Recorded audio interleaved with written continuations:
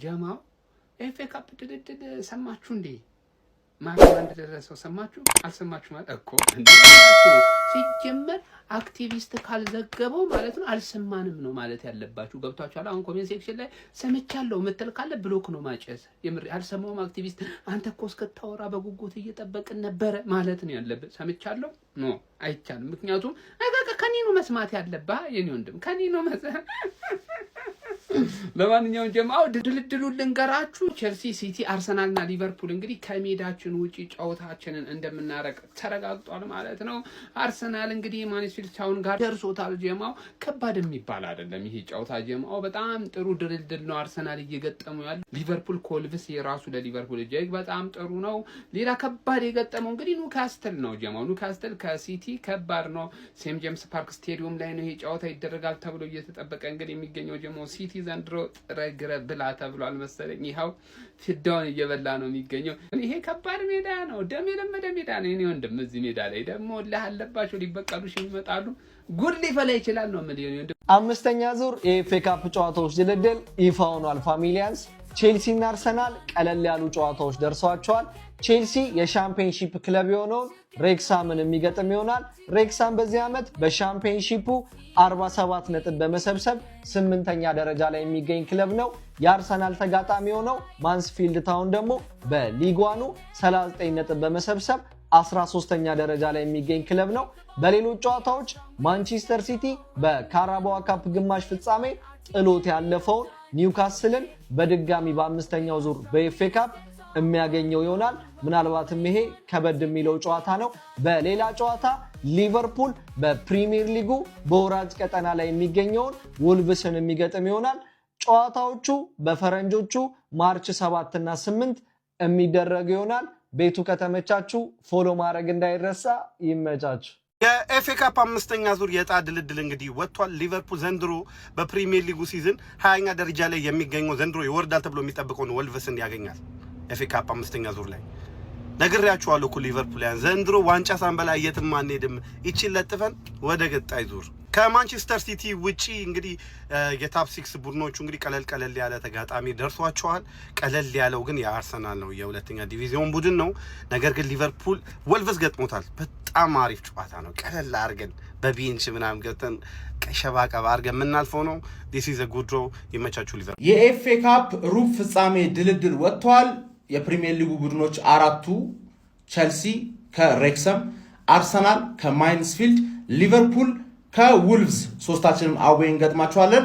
ማንቸስተር ሲቲ ደግሞ ከኒውካስትል ጋር ደረሰው ማለት ትርፌና ሚኮ ከሩቅ ነው የሚያዩት። ትርፌ ፎከስ እያደረገች ነው አርሰናል ላይ ዋንጫ እንዳይበላ መቋጠር ላይ ፎከስ ማድረግ ስላለባት ለጤንነት ነው የምትጮተው፣ እሷ አይመለከታትም ማለት። ከሁሉም አንገብጋቢው ከሁሉም ከባድ ጨዋታ የደረሰው ማን ሲቲ ነው። ያናዳል፣ በጣም ያናዳል። ለፍታችሁ ልክ እንደ ካራባኦ ካፕ ካራባኦ ካፕ ላይ ደግሞ በደንብ አላለፏችሁ። ለፍታችሁ ማለፍ አለባችሁ እንጂ ጌሞች ምናምን አይቀነስብሽም። ከኔ እኩል ነው የምትሮጪው ነው የምልሽ። ከኔ እኩል መሮጥ አለብሽ ወደ ሳይሆን በግድሽ። ከባድ ለመጀመሪያ ጊዜ በዕጣ ማን ሲቲ ተበደለ። አልከፈሏቸውም መሰለኝ፣ ረስታችሁ ሳትከፍሏቸው ገባሽ አይደለ? ኒውካስትል በሴንት ጄምስ ፓርክ ከተሸነፍሽ ወጣሽ መውጣትሽን እኔ ደግሞ አልፈልግም። ደክመሽ ማለፍ አለብሽ። ደግመሽ ከኔ እኩል ነው መጫወት ያለብሽ። የጌም መቀነስ ምናምን አድቫንቴጅ ምናምን ነገር እንደዛ ነገር አይደላኝም። እኔ ማይንስፊልድ ላይ ሄጄ ይደበርባታለሁ። ሊቨርፑል ውልዝ ላይ ምናልባት ሬክስም ደግሞ ቀላል ቡድን አይደለም። ቸልሲን እናየዋለን። ትርፌና ሚኮ በመስኮት ያሉ ትርፌ በደንብ ትቋጥራለች ተረዳሽኝ አይደለ? ማለፍ አለብሽ። ይሄኛ ዋንጫ ከማንቸስተር ከተማ መውጣት የለበትም አይደለ? ትርፌ ቋጥሪ። አምስተኛ ዙር የኤፍኤ ካፕ ዕጣ ድልድል ይፋ ሆኗል። ቼልሲ ከሜዳ ውጭ ተጉዞ ሬክስሃምን የሚገጥም ይሆናል። የሻምፒዮንሺፕ ቲም ነው፣ መጥፎ የሚባል ቲም አይደለም፣ ተፎካካሪ ነው። ስቲል 8ኛ ደረጃ ላይ የሚገኝ ቲም ነው እና በቀጣይ ከ15 ቀን በኋላ የምንገጥመው ይሆናል። ሌሎቹ ፊክስቸሮች ይህን ይመስላሉ። ማንሲቲ ኒውካስትልን ትገጥማለች። ከባዱ ፊክስቸርም ይሄ ከባዱ ተጠባቂ ጨዋታ የሚሆንም በዚህ ዙር እሱ ጨዋታ ነው እና ሌላው ማንፊልድ ታውንን አርሰናል ጭራሽ ታውን ነው የሚገጥመው። እሱ ወልቭስ ሊቨርፑል ባለፈው ብራይተንን ጥሎ ነው የመጣው ከአራተኛ ዙር። አሁንም የፕሪሚየር ሊግ የገጠመው እኛ ደግሞ ሬክስሃምን ቀጣይ አርገናት ወደ ቀጣይ ዙር የምናልፉበት ጨዋታ እንደሚሆን ተስፋ አደርጋለሁ። ጋይስ ኮፒ ሊንክ ያስፈልገኛል። ይቻማችሁ። እሺ ኦፊሻል ሆኗል። ማለትም ተረጋግጧል። ቤተሰብ የኤፍኤ ካፕ የድልድል ጨዋታዎች በሰዓት ላይ እጣ ወጥተዋል። የሁሉም ቡድኖች ጨዋታዎች ታውቀዋል ማለት ነው። የሚገርማችሁ ነገር ቤተሰብ ፕሪሚየር ሊጉ ላይ አሉ የሚባሉ ቶፕ ቡድኖች ቀላል ጨዋታ ነው የደረሳቸው። ማንቸስተር ሲቲ ከኒውካስትል አንጻራዊ ቀለል ያለ ጨዋታ ይመስለኛል። ሊቨርፑል ከወልቭስ የተረጋገጠ ቀላል ጨዋታ፣ ቸልሲ ከዌርጣም ምናምን የሚባል ቡድን ስሙ ራሱ ዋይፋይ ፓስወርድ የሚባል ቡድን ማለት ነው። በጣም የሚገራርም ቀላል ጨዋታ ነው። ኤፍኤ ካፕ እኔ እንጃ ዋንጫም አይመስለኝም፣ ግን ያው ለተሳትፎ ያው ብናነሳው ምንም ቀር አይለንም። ለማንኛውም ሙሉ ድልድሉ ይሄ ይመስላል ማለት ነው። እስቲ ሀሳባችሁን ኮሜንት ላይ አሳውሩልኝ። ትንሽ እንትን እየጠፋው ነው አይደል? አስተካክላለኝ። ሰው ከንቲባችሁ ነኝ። መልካም ምሽት። የኤፍኤ ካፕ ድልድል ወጥቷል። ፉልሃም ደርሶናል። ክራቨን ኮቴጅ ቢሆን ይሻለኝ ነበረ። ኦልድ ትራፎርድ ላይ ነው ጨዋታው። እንደፈረደብን ደግሞ ምን እንደምናደርግ ማየት ነው። ይመቻችሁ። ኤፍኤ ካፕ ድልድል ወጥቷል። ከሚያስጠላ ቡድን ጋር ነው የደረሰን። የሁሉንም የኤፍኤ ካፕ እጣ ድልድል እነግራችኋለሁ። ከዛ በፊት እቺና ሆም ፕሬዲክሽንስ ብላችሁ ቴሌግራም መቀላቀል አትርሱ። በየቀኑ የሚገርም ትኬት እየተሳካ ነው፣ ተቀላቀሉ። ይሄ ቡድን የደረሰን ይኸውልህ፣ ኒውካስትል በሜዳው ጭራሽ በሜዳው ማለት ነው። ኧረ በስመ አብ! ደግሞ ይሄ እኮ አይደለም ያናደኝ። አርሰናል ስማ ምን ደረሰው ብዬ አይላለሁ። ማንስፊልድ ታውን ነው ምናምን ችግር የለውም። እኛ ከባባድ ቻሌንጆችንም ቢሆን እያለፍን እንመጣለን። እናንተም የሰፈር ቲሞችን እየለጠለጣችሁ ኑ። ይለይልናል። ኒውካስትል እንደሆነ ዘንድሮ ገረዴ ነው ማድረገው። ብዙ ጊዜ ገርፌዋለሁ። በሜዳው ብቻ ነው አንዴ ፕሪሚየር ሊግ ላይ እያሸነፈኝ ማለት ነው። እሱንም በተልካሻ ቫር ዲሲዥን ምክንያት ኦፍሳይድ ጎል አግብተው ምናምን እንጂ ካራቦ ላይ በሜዳቸውም በሜዳይም አሸንፌያለሁ። አሁን ገና ቅዳሜ ጨዋታ ከኒውካስትል ጋር ራሱ ይለይልናል። ከአርሰናል ጋር ሁሉም ኮምፒቲሽን ላይ ነው ዘንድሮ የምንገናኘው ማለት ዘንድሮ ሊያፋጁን አስቧል። ሊያፋጁን አርሰናልና ሲቲን ማለት ግን ዘንድሮን ፍጅት አድርገን ነው የምናስቀራቸው። አምስተኛ ዙር የኤፍኤ ካፕ እጣ ድልድል አሁን ሲወጣ ክለባችን ሊቨርፑል ከወልቭስ ጋር መገናኘት ችሏል። እንግዲህ ይሰጣታል። ወልቭስን በዚህኛው እንኳን ባላስቀይማት ደስ ይለኝ ነበር። ፍስፍስ ምንም መስሚያችን ጥጥ ነው። ምክንያቱም ዋንጫ ነው የምንፈልገው። ኤፍኤ ካፕ ዋንጫውን እንፈልገዋለን። የተቀሩት አርሰናል እንዲሁ ዝም ብለህ እለፍ ተብሏል። ቼልሲም እንደዛው ትንሽ የሚጣጥረው ማንቸስተር ሲቲ የደረሰው ነው ከኒውካስትል ማለት ነው። ለማንኛውም እኛ ወልቭስን እናነዳታለን። ይመቻችሁ።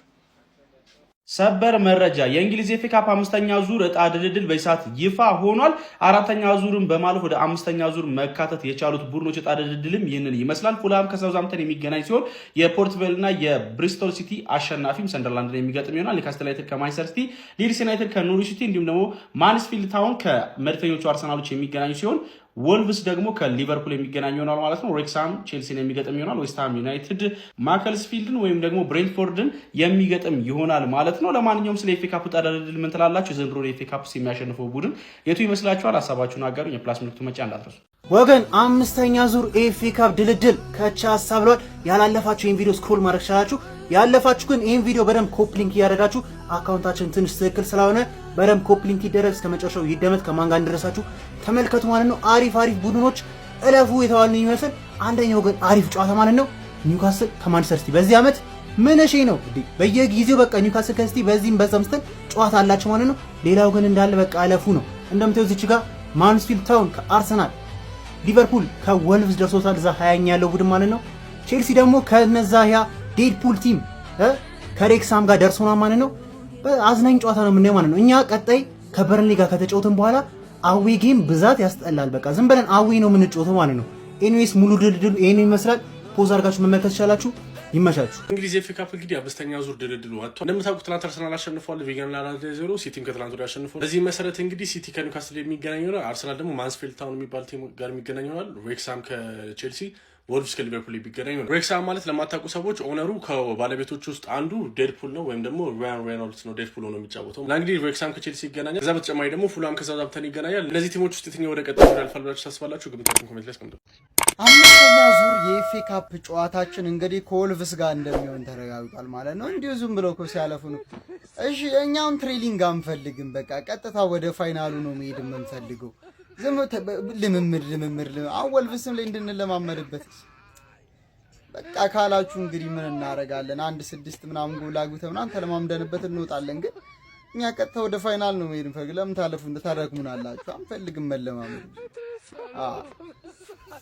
ኤፍኤ ካፕ አምስተኛ ዙር የዕጣ ድልድል ማንቸስተር ዩናይትድ ይቅርታ ልክ የላችሁበትም። አርሰናል ከማንስፊልድ ታውን ጋር በአምስተኛ ዙር የኤፍኤ ካፕ ጨዋታ ደርሶታል ማለት ነው። ክለባችን አርሰናል እንግዲህ ማንስፊልድ ታውንን ከሜዳ ውጪ ነው እንግዲህ የሚገጥመው። ተጠባቂው ጨዋታ እንግዲህ ኒውካስል ከማንቸስተር ሲቲ የሚያደርጉት ጨዋታ ነው። እንግዲህ ጋይስ ሙሉ ድልድሉ ላሳያችሁ። በግድ ብሉት እኮ ነው እያሉን ያሉት እኮ በግድ ብሉት ጋይስ። አሁን ይህንን ጨዋታ ኦልሬዲ አልፈነዋል። ኒውካስል እና ሲቲ ይጣጣላሉ። ሊቨርፑል ሊያልፍ ይችላል፣ ቼልሲ ሊያልፍ ይችላል። የለም እኮ ተመልከቷቸው እንዴ! በግድ እኮ 4 ዋንጫ ብሉ እያሉን እኮ ነው። ጠራርገን ነው የምንወስደው ዘንድሮ። ኤፍኤ ካፕ የአምስተኛው ዙር ድልድል ወጥቷል። አብዛኞቹ በተለይም ደግሞ ትልቅ የሚባሉ ቡድኖች ይህንን ኤፍኤ ካፕ ጨዋታቸውን የሚያደርጉት ከሜዳቸው ውጪ ነው። አርሰናል የፕሪሚየር ሊጉን በርንሌን አሸንፎ ወደ አምስተኛ ዙር ማለፍ የቻለውን ማስፊልድ ታውን የሊግ ዋን ቡድን ሲገጥም ከሜዳ ውጪ ደግሞ ከሜዳ ውጪ ሬክሰምን ይገጥማል። አምስተኛው ዙር ተጠባቂ ከሚባሉ ጨዋታዎች መካከል አይ ቲንክ የማንቸስተር ሲቲ እና የኒውካስል ጨዋታ ነው። እነዚህ ቡድኖች በዚህ ሲዝን ለአምስተኛ ጊዜ ነው የሚገናኙ። 2 በፕሪሚየር ሊግ፣ 2 በሊግ ካፕ እንዲሁም ደግሞ አሁን በኤፍኤ ካፕ ልናያቸው ነው። በሻምፒየንስ ሊግም ወደ 16 የሚገቡ ከሆነ በድጋሚ ልናያቸው እንችላለን። ሊቨርፑል ከሜዳ ውጪ ወልቭስን ሲያስተናግድ እንዲሁም ደግሞ የፕሪሚየር ሊግ ቡድኖቹ ፉልሃም ሳውዝሃምፕተን ይገጥማል። ሰንደርላንድ ከሜዳ ውጪ ከፖርትቫል ወይንም ደግሞ ከብሪስቶል አሸናፊ ይጮታል። ሊድስ ከኖርዊች፣ ዌስትሃም ደግሞ ዛሬ ከማስፊልድ እና ከብሬንፈርድ አሸናፊ ከአንዱ ቡድን ጋር ይጮታል።